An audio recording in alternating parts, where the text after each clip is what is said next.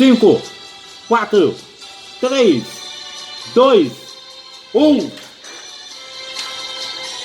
Começa agora a aula mais divertida do mundo.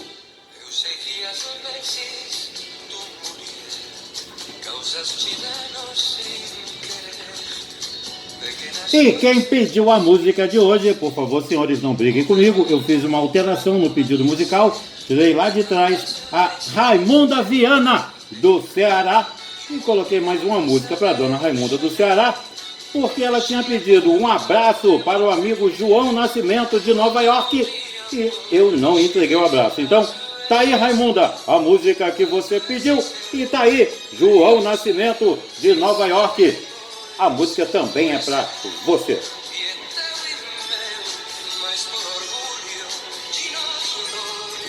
Aê! Você pode fazer como Dona Raimunda faz sempre. Ela entra no canal, ela se inscreveu, ela pede música mesmo. E hoje nós estamos com mais uma incrível marca. Estamos com 28.901 visualizações. Então, já sabe, né? Bota exclusivo, meu filho. Não dá trabalho pra fazer. Agora sim, paguei minha dívida com Dona Raimunda. Tudo certo agora. Minha querida e linda turma. Cadê? Turma de segunda série. Turma de história. Ao vivo é assim mesmo. Na base do improviso. Então, segunda série, turma de história. Nós tratamos aí sobre algumas questões relativas ao processo da história. E hoje, na aula de número 9, nós vamos falar sobre os Estados Unidos hoje, no século XXI. Bom, nós podemos dizer, assim, sem medo de errar, sem medo ao equívoco, né? Como diria meu tio Luiz, que entre os âmbitos mais fluidos no sistema mundo moderno, o que atravessa atualmente mais profunda crise estrutural é o geopolítico. Nenhum país está próximo de dominar esse âmbito. A última potência hegemônica, os Estados Unidos, já leva um tempo aí atuando como um gigante incapaz. Ou seja, tem poder para destruir, mas não para controlar a situação. Prefere proclamar regras que espera que os demais sigam, mas pode ser e é ignorado. Agora, há uma longa lista de países que se consideram prontos para desempenhar esse papel de maneiras específicas, apesar das pressões de outros países. Olhando para todo o globo terrestre e os diferentes cenários, eles constataram pontualmente a incapacidade dos Estados Unidos para impor suas condições. Os dois países que, além dos Estados Unidos, têm poderio militar mais forte são Rússia e China. Dois países que, tempos atrás, se moviam com cuidado para evitar a reprimenda norte-americana. A retórica da Guerra Fria falava de dois campos geopolíticos em constante competição. A realidade era outra coisa. Bom, a retórica simplesmente mascarava, melhor colocando assim, a efetividade relativa da hegemonia estadunidense. Agora, os que acontecem virtualmente é o contrário. Bom, os Estados Unidos é que precisam se mover com cuidado devido ao crescimento de Rússia e China, para não perder aí a capacidade de obter cooperação para as suas prioridades geopolíticas. Vejamos os aliados mais fortes dos Estados Unidos. Podemos até divergir sobre quem é o aliado mais próximo ou quem foi por mais tempo. Mas a gente pode escolher aí entre Israel e Reino Unido. Embora alguns vão dizer que a Arábia Saudita. Mas, contudo, façamos também uma lista dos que alguma vez foram seus sócios confiáveis. Como, por exemplo, o Japão, Coreia do Sul, Canadá, Alemanha e o nosso querido e amado Brasil, podemos chamá-los então de números 2. Logo, revisemos o proceder de todos esses países nos últimos 20 anos. Eu digo 20 porque a nova realidade, ela precede o mandato do ex-presidente, agora ex-presidente, né? O Donald Trump. sem desconhecer que ele, sem dúvida, teria piorado bastante a habilidade dos Estados Unidos para impor os seus interesses. A situação na Península da Coreia é um exemplo bem claro disso. Os Estados Unidos querem que a Coreia do Norte renuncie ao seu armamento nuclear. Os discursos provenientes da Casa Branca repetem esse objetivo com regularidade. Foi assim também durante os governos do Bush II, né? O Bush filho, e do Obama. O Trump, ele manteve assim também a mesma postura, embora com um pouco mais de virulência inconsequente nas palavras e gestos. Justamente a diferença agora está no modo de conseguir esse objetivo. Antes, as ações dos Estados Unidos utilizavam um certo grau de diplomacia, além das sanções. Isso refletia o entendimento de que o excesso de ameaças públicas por parte dos Estados Unidos acaba sendo contraproducente. O Trump, ele acreditava, pelo contrário, que as ameaças deveriam ser a arma básica do seu arsenal. Bom, o Trump enfrentou tempos difíceis. Um dia ameaçava devastar a Coreia do Norte. 2 dias depois mudava o seu alvo, aí o objetivo primordial, apontando a Japão e Coreia do Sul.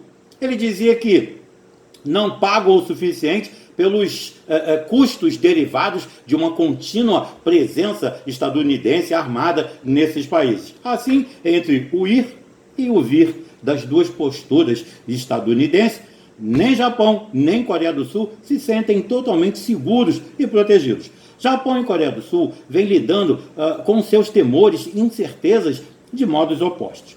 O atual governo do Japão busca assegurar as garantias dos Estados Unidos, oferecendo um apoio público total às mutáveis táticas do aliado americano.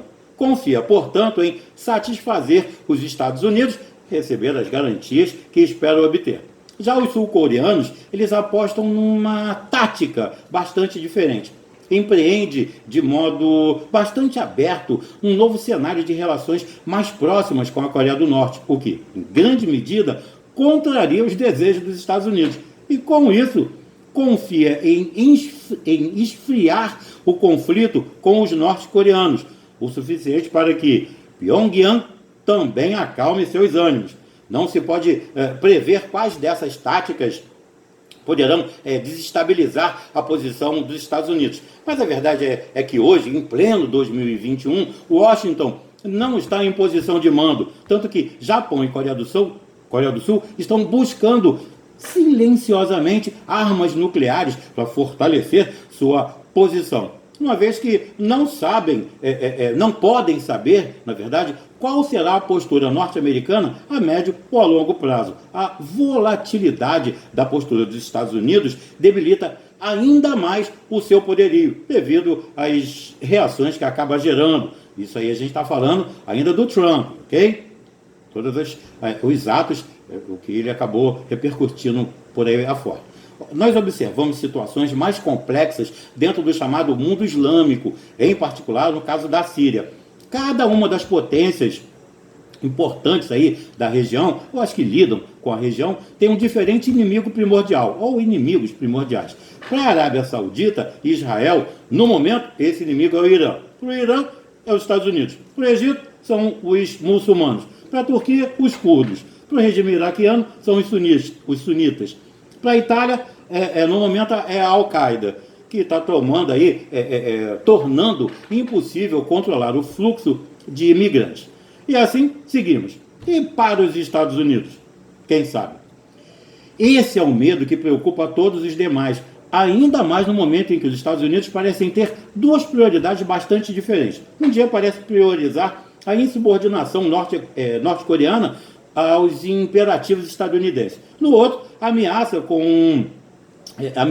encerrar aí seu envolvimento na região do leste asiático, ou ao menos reduzir seus gastos para essa tarefa. O resultado é cada vez mais obscuro. Podemos verificar, então, retratos semelhantes em outras regiões ou sub-regiões do mundo. A lição mais importante em todos esses cenários é a decadência dos Estados Unidos.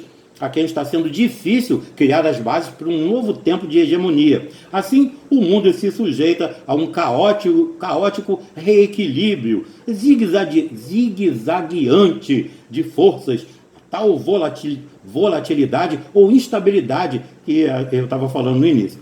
Certamente, esse é o maior perigo de todos. Os acidentes nucleares ou os erros que eventualmente são cometidos a partir do uso dessas armas, ou a loucura com ela nas mãos, passam a ser, na mente de todos, uma hipótese considerável, especialmente entre as forças armadas do mundo. Como lidar com esse perigo é o debate geopolítico mais significativo a curto prazo. O Joe Biden, ele foi eleito como o 46º presidente dos Estados Unidos.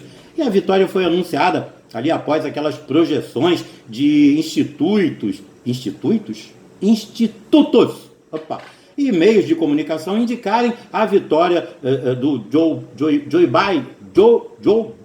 Biden, que ele é um democrata, né?